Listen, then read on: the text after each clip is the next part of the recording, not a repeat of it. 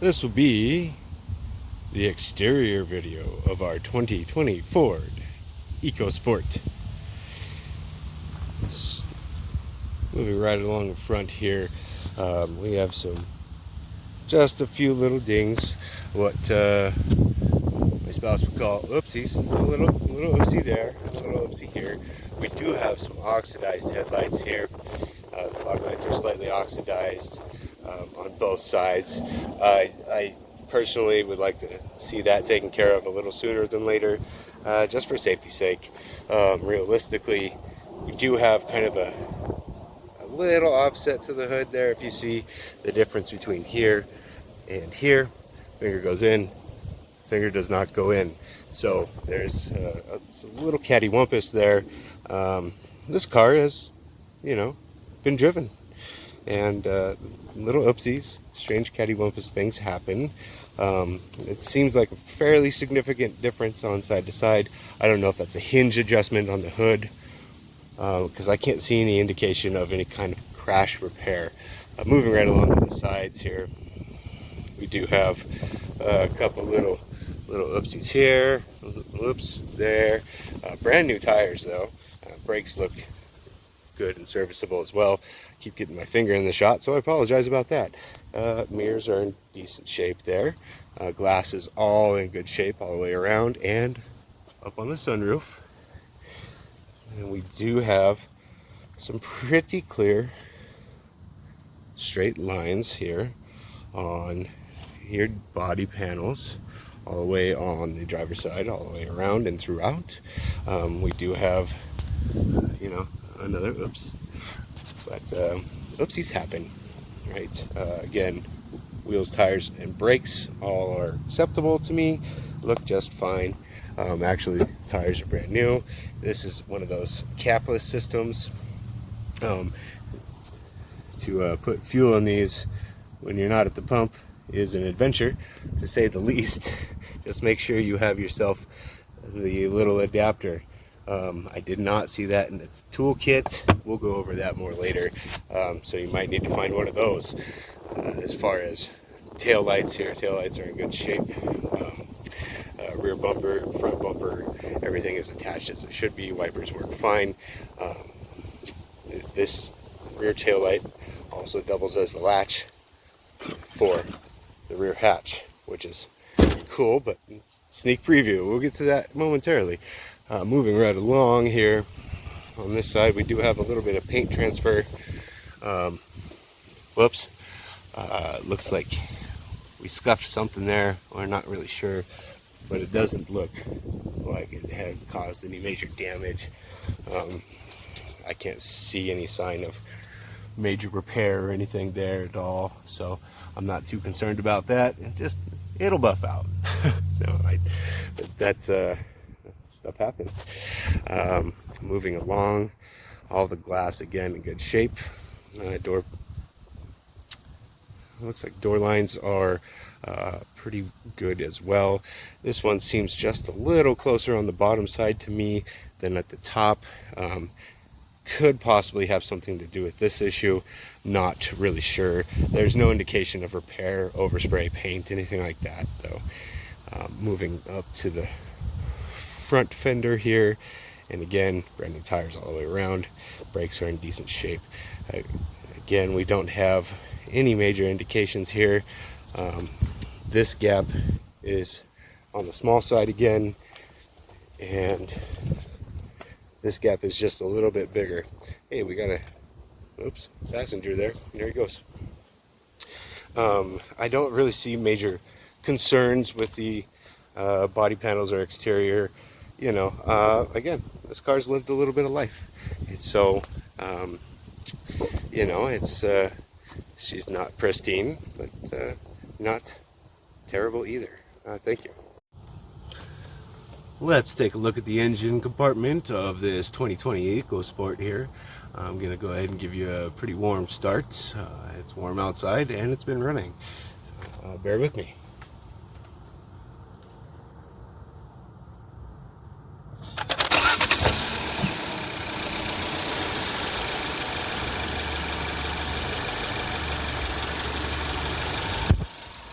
Alright, right off the bat, it did start pretty smooth here. I do have a little bit of extra noise coming from this wrecked injection pump. It seems a little on the noisy side to me. However, I don't have any indication of it failing or being faulty. This seems kind of loud to me, in my opinion. Overall, the general shape of this engine bay is good. It's kind of dirty, which I actually prefer. It's not covered in a bunch of cleaner or detail goop where it looks apparent they're trying to hide something or anything like that. And that detail goop sticks on everything and makes a bigger mess when you finish up. Yeah, it's just a little noisy occasionally, that GDI, gasoline direct injection pump. I would monitor that. Now, I do want to show you underneath this engine cover here is we do have some signs. Well, eventually we do have some signs of either an active or prior leak here. See if I can get my light out and give you a good show. Due to the witness marks, all these tiny little marks on these fasteners all throughout, it does seem like this has been taken care of and perhaps just not cleaned up after the job was done. So let's see if we can get in there with a little light. Yeah, we have just a little bit of residue there. We have a little residue on the front cover as well, and into the back of that cover. If we can see that here, just a bit of residue. So I do believe that actually has been rectified and taken care of. I don't believe it's an active leak. I believe it just wasn't cleaned up. Other than that, our coolant level is appropriate. Our brake fluid level also appropriate. The fluid looks great, and there aren't a whole lot more other fluids to check other than windshield washer fluid on this guy. Your air filter we took a look at is clean and ready to go, has been freshly serviced, which is nice. Everything overall seems like it's in decent shape. It looks like there was a battery service done to it not too awfully long ago. We can see the one post there for the negative. We can't really get too far into the positive stuff here without going bananas, but there it is down there. It seems good and clean. So I'm going to give this overall a quote-unquote clean bill of health. Just a couple things to keep an eye on is that noisier than normal, maybe GDI pump, and to see if that actual oil situation was just a prior leak. Otherwise, oil level is perfectly fine, and belts, hoses, accessories, controllers, everything else looks great. No indication of any kind of damage in the front here. Just some dirt, some use. It's lived. That's okay. So have we all. All right, I appreciate it. Thanks. Moving on to the undercarriage portion of our inspection here. Immediately, we can see something nice. Not a lot of plastic under there. We can see things. That's great. We can see good things happening under here, actually. We don't see leaks, dribbles, drops, a whole lot of much, really. And that's great news, you know. We can see the engine and transmission, and then the auto start-stop mechanism there, as well as our front suspension, all look like they are in good shape. There is nothing really to report there at all. That is a great sign. And let's move around to the back.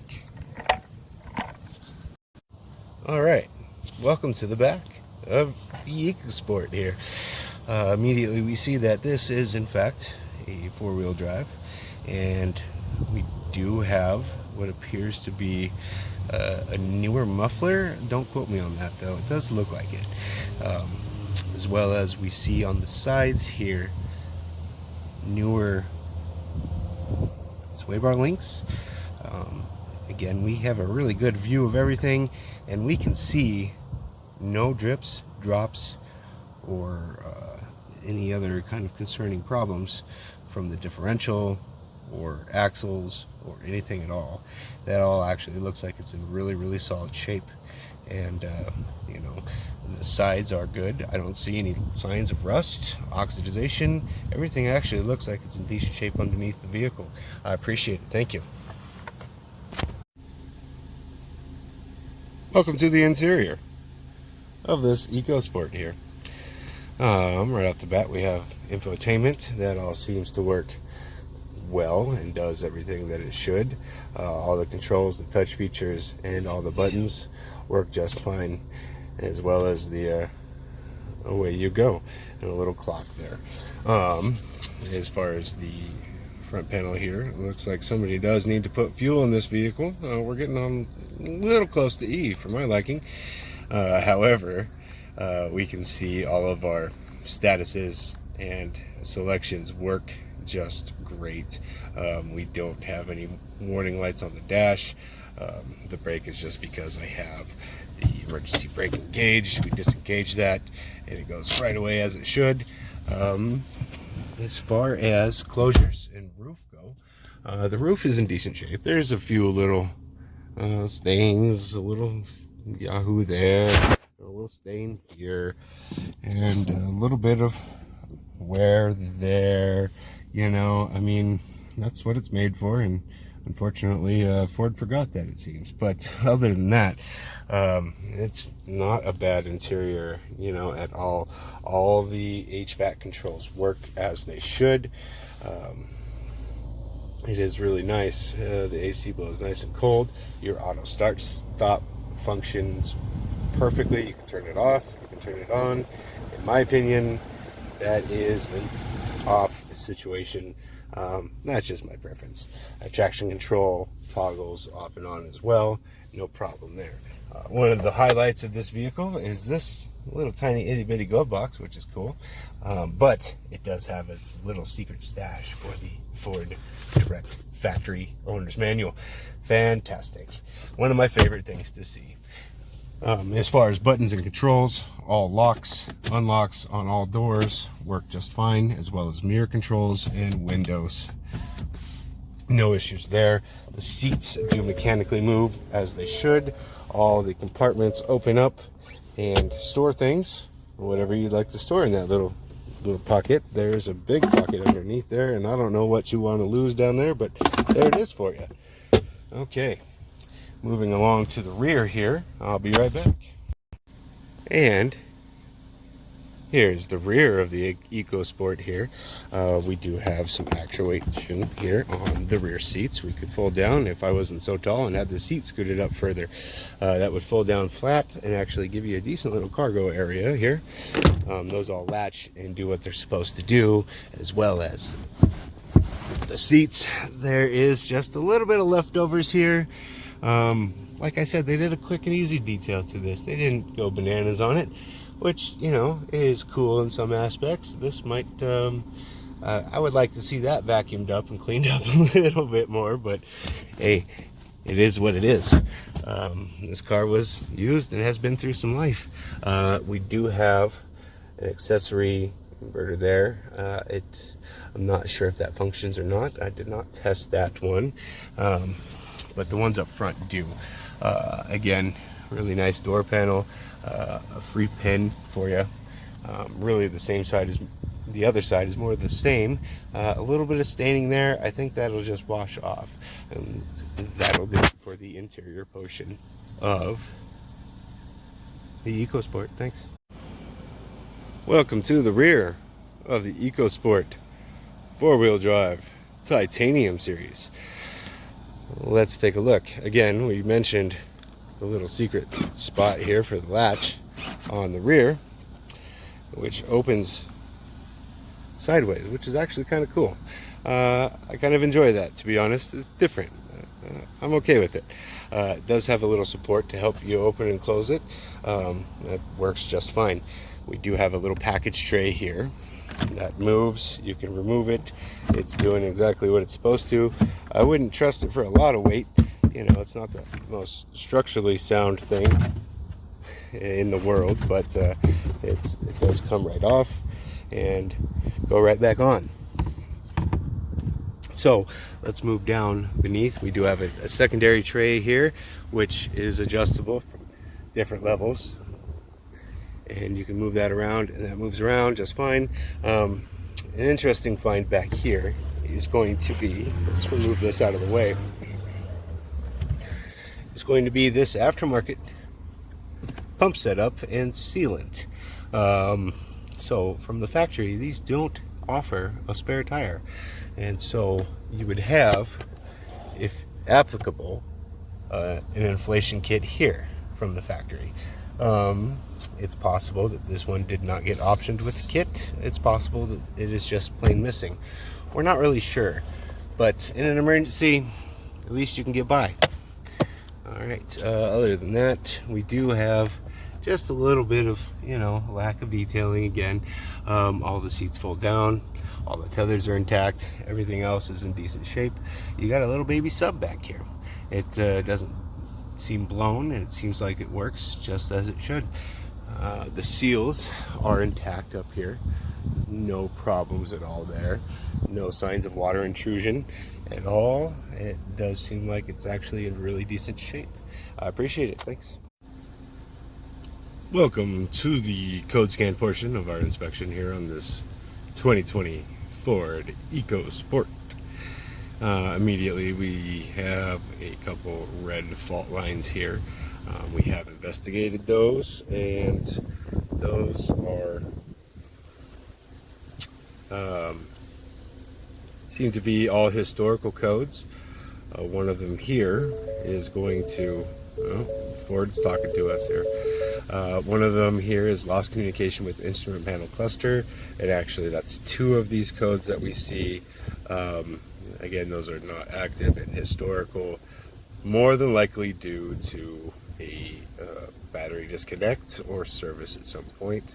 The interesting one is going to be this rain sensor code here, which is also not an active code. Sorry, I'm not focusing at all here, pardon me. And then Ford's talking to us again.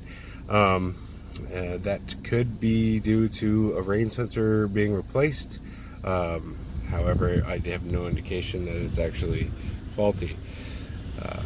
All right, well, as far as any check engine lights or anything like that, we don't have anything really going on there. So that is going to be a clean bill of health for the code scan portion of this inspection. Thanks. Conclusion video of the 2020 EcoSport. Overall, a used car, a well-used car. It's lived some life. You know, we got a little ding, a little dent here, a little scratch there, a little stain here or there. Nothing abnormal, nothing terrifying, nothing horrible as far as the bodywork goes. I do have two concerns. I do have the concern, actually let's count it three concerns. One being that possible oil leak under the hood. The other being that noisy GDI pump that makes an occasional racket, but not consistently. The second being a slightly harsh 2 to 3 upshift and 3 to 4 upshift. That is maybe the most concerning of all the issues that I have. You know, these things do need to be regularly serviced, and there's evidence to support that. You know, other than that, just check into that, do some homework there, and see. It does still run, drive, true, straight, no problems with alignment that I noticed, and really no other issues to speak of. You know, it is a good example of a Ford EcoSport, and there you have it. I do appreciate your time, and thanks for choosing Spokane Preinspection.